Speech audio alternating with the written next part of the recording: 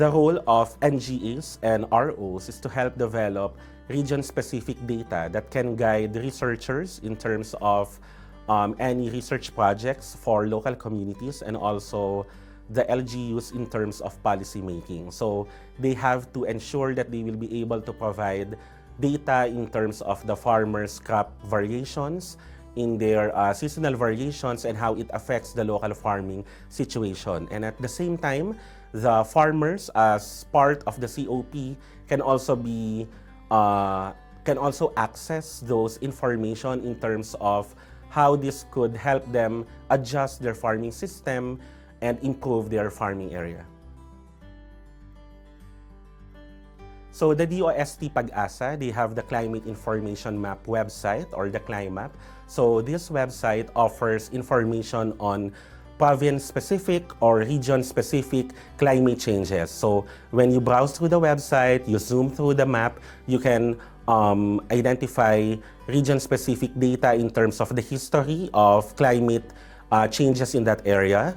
Also, the current conditions of climate in a particular province, and also the climate projection. So how could this help the farmers and the fisher folks?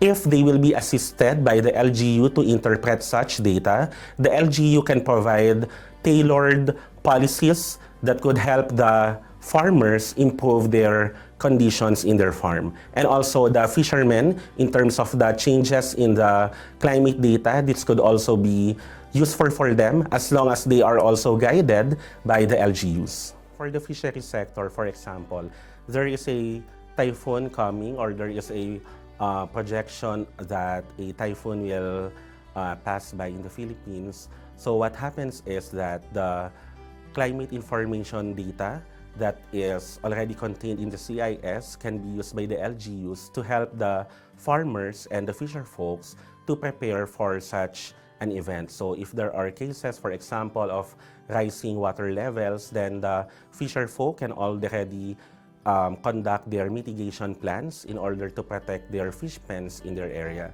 So I think that for the fisher folk would be beneficial in terms of accessing data from the CIS.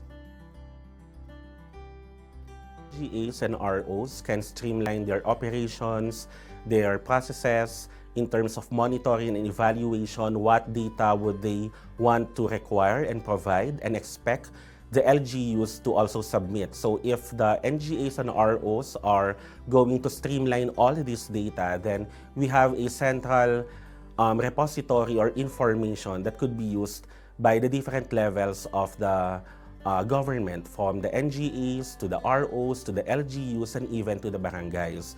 Therefore, for knowledge sharing mechanisms, NGAs and ROs should ensure that all these data are streamlined, and this would be readily accessible by anyone or by any member of the COP.